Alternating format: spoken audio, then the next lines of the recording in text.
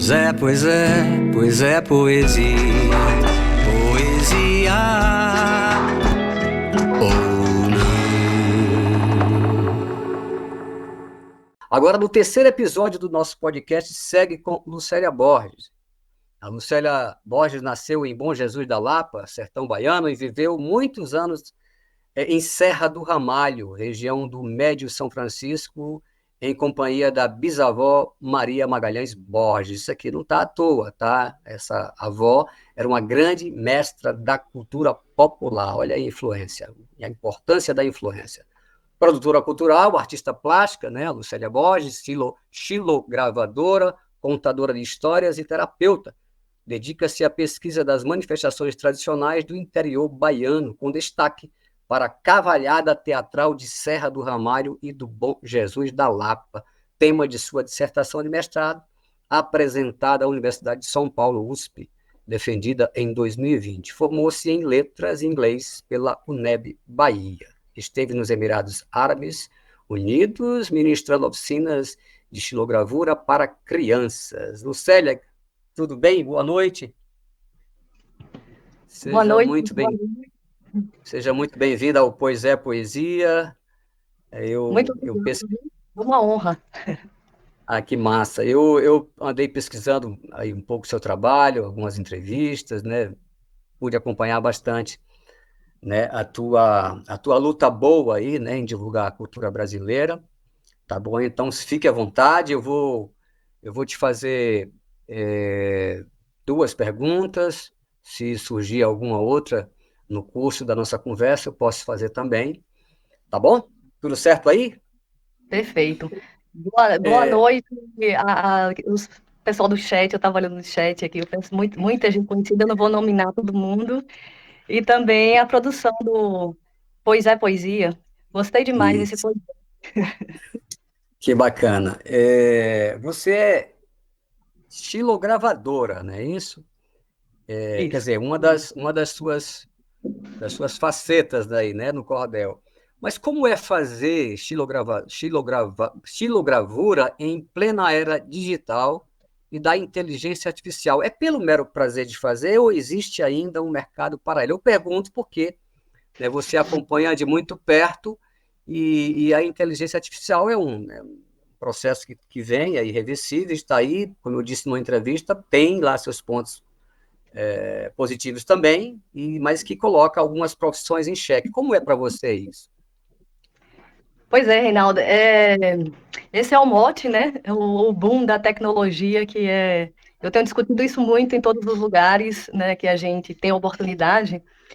E, assim, uma coisa inevitável, nós que somos um pouco mais velhos, ou mais vividos, nós somos privilegiados por estarmos vivendo a transição, né, de dois modos, né, de dois paradigmas, assim, porque nós vivemos no analógico e aí acompanhamos a vinda, né, essa ascensão da tecnologia e chegamos, né, quem imagina, 20 anos atrás, 30 anos atrás, 20, não, 30 anos atrás, né, 95, do lançamento do Windows, né, 95, e que aquilo, por mais que falassem, a gente não acreditava, mas revolucionou nossas vidas, né? Olha hoje nós falamos aqui através, né, de um dispositivo e que permite essa expansão, né, que inimaginável para 40, 50 anos atrás. A gente ficava no campo muito das ideias e talvez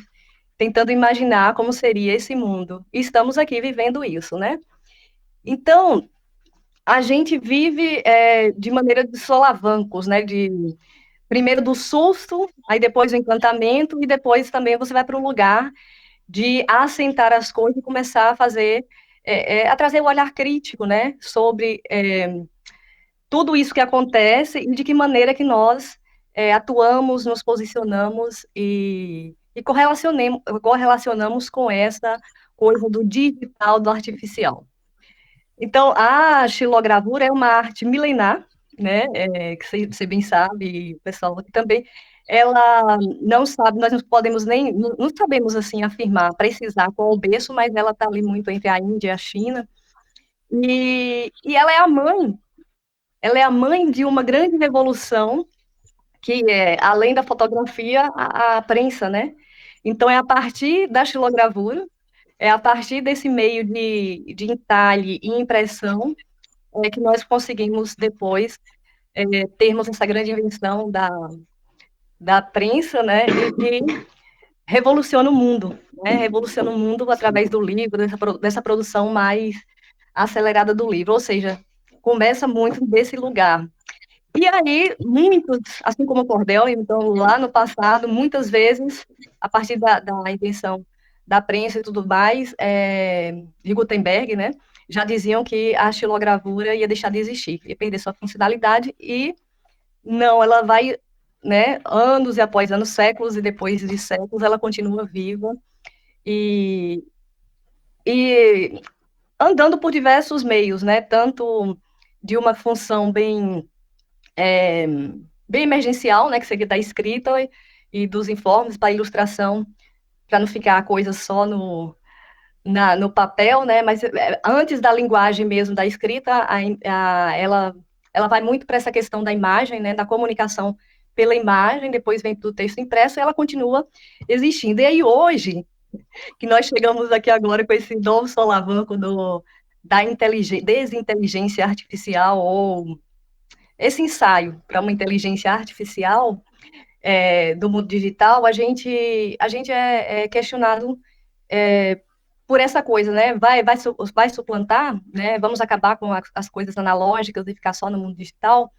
E aí eu tenho impressões, não tenho respostas, eu tenho impressões e inquietudes, né? Primeiro que nós nós nunca vamos conseguir que a máquina, por enquanto não, ela dê conta, às vezes, de imprimir sentimentos e emoções, né? Então, ela é uma copiadora, né? A inteligência, ela consegue, artificial, digital, ela consegue é, fazer um compilado. Então, é como se fosse um mosaico mesmo, vai pegando daqui e dali. Noah Chomsky colocou agora recentemente um texto, do ano passado, muito bom, muito provocador, sobre essa questão, e ele chama de plagiador artificial, né? E então é sobre isso, é sobre a falta ainda do sentimento, da apreensão, de captar, né? Então eu vejo hoje pessoas, mesmo no nosso universo da coisa manual, né? Muita gente que trabalha com isso, que é sua matéria de trabalho, de expressão, às vezes recorre ao digital, e aí você bate o olho, não precisa você ser especialista, você bate o olho e você fala, não, isso não é uma xilogravura, isso é uma arte digital, né? Então ela, por mais que tente, ela ainda não alcançou. É uma ameaça, provavelmente, mas eu acho que a xilogravura não deixará de existir, não. Esse é o mote também, essa questão da adaptabilidade, né, que falava o Marco Aurélio, né, da resistência, e como você disse, como nós sabemos, né, a inteligência artificial é irreversível, e tem lá Ó, isso é uma matriz. seus lados, suas questões, suas possibilidades, né, mas também, e aí, mas acredito que realmente toda a arte, principalmente essa manual, o artesanato, enfim, todos esses vão perdurar, né? Eu li um trecho de uma entrevista sua, eu gostaria de ler aqui, é curtinho, daí eu faço uma pergunta. Você disse o seguinte: o trabalho, eu achei muito interessante isso que você falou. O trabalho com a madeira é sempre coautoral. A madeira também dá seu tom, tanto no detalhe, porque a depender das fibras, se tem maior ou menor dificuldade em manter seu traço, que foi pré-definido, e na hora da impressão se tem um resultado que nunca é ruim, mas com leves modificações natural do processo. Aí você encerra com: aí é que mora a beleza da xilogravura. É. Você, você, você fala também que, como você utiliza essa madeira, você perde muito material, quanto tempo você leva para fazer um trabalho, uma ilustração para um livro, como é que é? Ó, né, antigamente o Brasil, né, e a gente falar dessa coisa eu vi até a provocação lá no início, né, que eu dei risada, a pessoa falando assim que confunde ainda mais, né, a imagem, chama xilogravura de cordel. Isso é muito comum, as pessoas é, É. o cordel, aí vem a Chile e fala, ah, você faz cordel, porque aí é a xilogravura nordestina, né? Nós temos essa caracterização, assim, bem definida, né, no Brasil. Talvez no Brasil exista a xilogravura com uma força e uma dinâmica muito forte com relação à cultura popular, talvez mais que em outros lugares, porque nós temos isso, assim, bem forte, né? E aí vem todo o movimento armorial, J. Borges, e então nós temos esse celeiro e tantos outros gravadores que, né, imprimiram essa imagética do sertão de maneira. E aí lá antes, né? Bem antes, o pessoal tinha acesso a madeiras que eu chamo madeiras nobres, né? E aí uma coisa que com o tempo vai passando, a gente vai estar ficando mais difícil a matéria-prima. Então hoje é muito comum a gente fazer entalhes, principalmente na capital, aqui em São Paulo, a gente fazer em MDF, em compensado, né? Que o MDF é um subproduto da madeira, né? Eles fazem a partir da prensa de vários polos, esse aqui mesmo é MDF. Então, nós temos uma madeira mais compacta, né? Ela nós não temos muito veios. Ela é mais lisa. E aí eu tenho um controle maior nessa construção, né? Da minha imagem do que eu quero. Aí o trabalho autoral da madeira, ela não interfere muito, não. Quando é uma madeira nobre, a gente vai ter esse encantamento, né? A partir do cheiro, desde o cheiro, né? Desde o cheiro e desde é, as suas digitais, né? A madeira tem as suas digitais. Então, ela vai nos guiando muito, muito sobre o tempo, né? Então, às vezes você pega uma madeira e você fala, nossa, é uma umburana, é uma madeira boa, macia, mas daí no meio do caminho tem um nó. E esse nó ele vai te ensinar a, a ter paciência, a contorná-lo ou inseri-lo, né? De que maneira você vai inseri-lo na sua composição. Então, aí você fala, perde, né? Perde material. Quando se trata do MDF, desses subprodutos da madeira, a gente vai ter mais facilidade de perder, né? Por quê? Porque ela absorve muita umidade, ela vai ter um limite de gravação, né? Porque a tinta vai sendo absorvida, e quanto mais tinta você vai colocando, né, e ela vai inchando. Então, ela vai ter um limite de cópias menores do que uma madeira de lei, né? Uma madeira nobre. E a dificuldade que a gente tem, perder não, dificilmente eu vou perdendo material, assim, a gente não perde não, porque eu não costumo descartar o resultado, não, por mais que o resultado não seja aquele pretendido inicialmente, né, eu sempre tenho esse trabalho de respeito com o autoral, com a madeira, né, independente do, do trabalho que eu estou fazendo. E aí o tempo, eu não sei precisar muito tempo, porque ele está muito no processo nosso. Eu estava conversando com o Jefferson Campos, que é um outro gravador amigo. Eu falando com ele, como a gente precisa mostrar mais sobre os nossos processos de criação, porque ele é invisibilizado. Então, as pessoas acham que, assim, você foi lá, me dá um desenho. Você foi lá, criou o desenho e pronto. E esse tem todo um processo de pesquisa, né? Você precisa compreender o texto, a proposição, a ideia, de você pesquisar, de você buscar compreender, né? E aí, por eu ser contadora de histórias, esse lugar me ajuda muito, porque toda vez que você ouve, né, você tem uma construção imagética, né, uma metalinguagem imagética, e você trabalha em cima disso. Às vezes, aí depois você tem que fazer toda a pesquisa, é óbvio, e ver o que funciona, né, porque a imagem, a ilustração também é um intertexto, né, tem que para além só da representação do que você quis colocar. Então, esse tempo é muito relativo, depende muito, né, desse processo de pesquisa. Aí eu demoro muito, muito mais tempo na pesquisa e no esboço do que mesmo no entalhe e na impressão final. Porque quando eu Tá vou para o certo. entalhe, né, eu tenho aquela, às vezes, agora mesmo eu estava fazendo um pavão de 1 metro e pouco, né, me propus a fazer um pavão para uma exposição que é do Museu da Pessoa, Vidas em Cordel, uma exposição que está circulando, e a gente fui criar um pavão, e aí desse tamanho da matriz, para poder a matriz, né, que é a madeira entalhada, a gente vai chamar de matriz.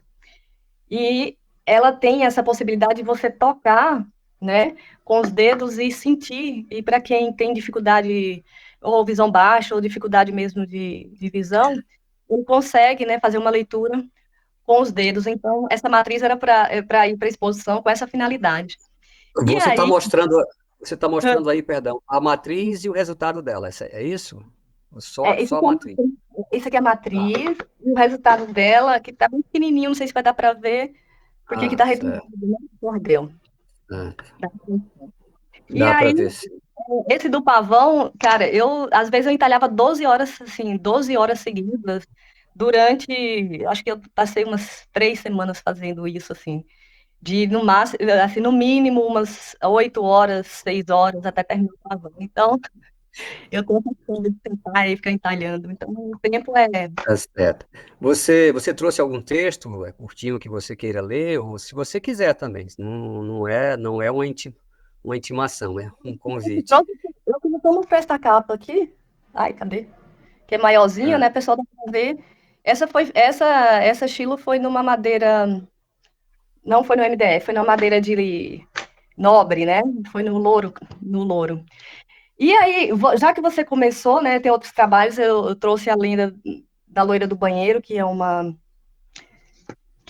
lenda urbana que existe no Brasil todo, mas aí eu vou mudar. Como você fez a provocação no início de falar do cordel de Delarme, que fala das raízes, né, dos isso. remédios.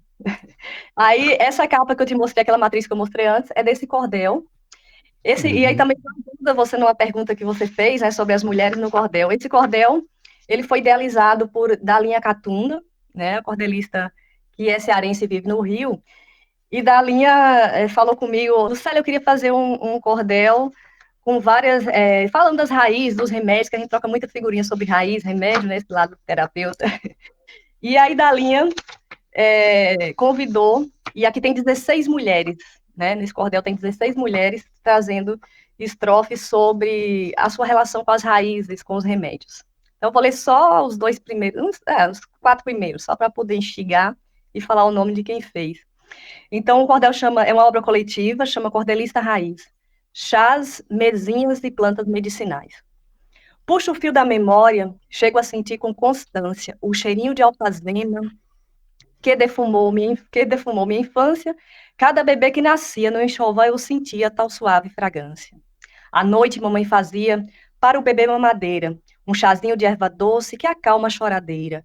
E para a mãe, logo sará, ela passava a tomar chá de raspa de aroeira, da linha Catunda. Para inflamação uterina, agora eu vou lhe dizer. Eu vi manhã fazendo, isso não posso esquecer. Dentro de uma bacia, lavagem interna fazia que eu nunca quis aprender. Lavagem com cozimento da entrecasca de aroeira e do cajueiro roxo, ou também de outra maneira, e dava bom resultado fazer um chá bem coado da ameixa ou quixabeira. Nelcimar Moraes, de Santa Luzia, na Paraíba. E aí tem várias mulheres, viu? Tem Maravilha. daqui de São Paulo, de Maria, Nilza Dias, tem 16 mulheres compondo esse cordel falando das mesinhas. Eu ia te fazer essa pergunta, mas você já respondeu, né, que é a Maria das Neves Pimentel, considerada a primeira mulher a publicar cordéis, isso em 1930, né? E mesmo assim com um pseudônimo masculino, né, do companheiro dela, o Altino Alagoano. Só a partir de 1970 se tem notícias de mulheres assinando com seus próprios nomes em seus cordéis. Eu ia perguntar se isso mudou, que como está hoje, já tem mais mulheres sim, né, fazendo cordéis e tudo mais, e você já respondeu.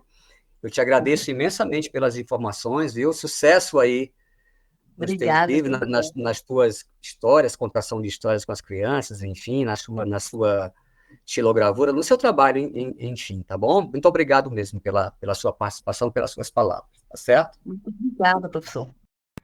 Pois é, pois é, pois é poesia.